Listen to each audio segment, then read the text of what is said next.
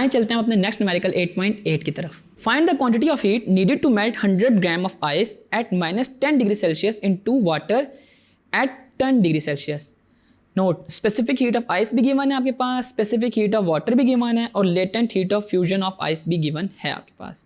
देखिए जी, आपने इसमें टोटल क्वांटिटी ऑफ हीट निकालनी है जब आपके पास -10 से टेम्परेचर 10 डिग्री सेल्सियस तक जा रहा है। तो इसमें क्या स्टेप्स फॉलो करने हैं आए मैं आपको बताता हूँ। तो सबसे पहले जो आपके पास गिवन है चीज़ वो है मैस। मैस आपके पास कितना गिवन है 100 ग्राम्स, और अगर मैं इसको किलोग्राम में कन्वर्ट करूँ तो ये इक्वल आता है 0.1 किलोग्राम के।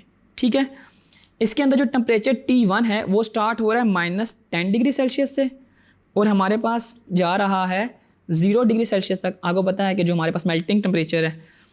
अब इसके अंदर जो चेंज इन टेम्परेचर है यानी कि डेल्टा T वो फाइनल माइनस इनिशियल 0 माइनस 10 मेरे पास 10 डिग्री सेल्सियस होगा, या इसको मैं 10 केल्विन भी कह सकता हूँ।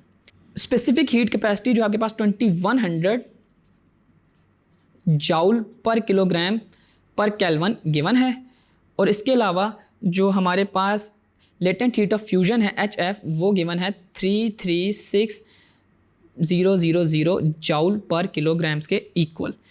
तो -10 से 0 डिग्री सेल्सियस तक की हम पहले अमाउंट ऑफ हीट निकालते हैं जिसको हम हीट ऑफ फ्यूजन कहा करेंगे। डेल्टा QF निकालता हूँ। डेल्टा QF मेरे पास इक्वल होती है M इंटू HF के। तो M है मेरे पास 0.1 इंटू HF मेरे पास ये है 336,000। जब आप इनको मल्टीप्लाई करते हैं तो ये 33600 जूल्स के इक्वल आ जाएगी।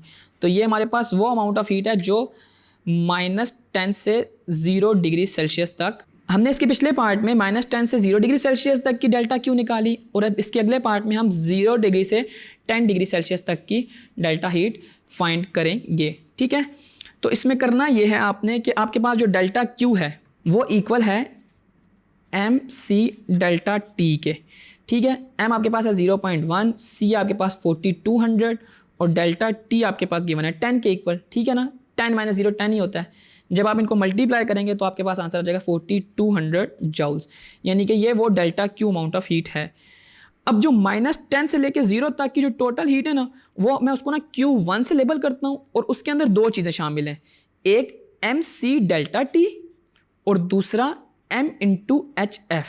ठीक है जी, तो MC इंटू डेल्टा T और M इंटू HF को मैं अगर फाइंड करूँ तो ये मेरे पास आता है 0.1 इंटू 2100 इंटू 10 प्लस 0.1 इंटू 336,000।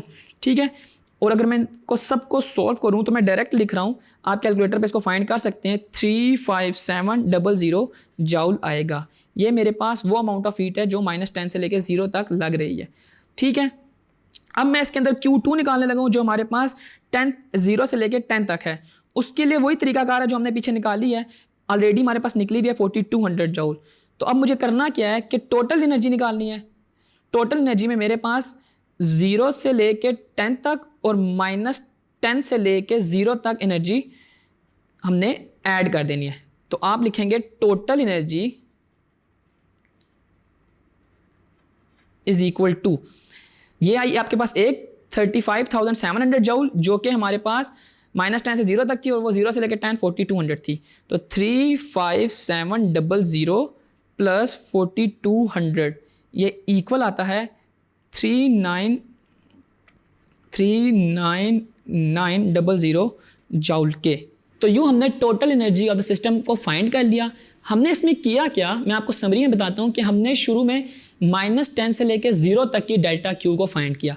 उसके लिए मैं जो MC और डेल्टा T चाहिए था वो हमारे पास ऑलरेडी गिवन था। हमने उसमें स्पेसिफिक हीट कैपेसिटी आइस की यूज़ की थी जो 2100 है, और वाटर की हमने यूज़ की 4200 वाली। ठीक है, जब हमने दोनों यूज़ कर ली तो एट द एंड हमने इनको आपस में क्या कर लिया, ऐड, और ऐड करने से हमारे पास total energy of the system आ गई।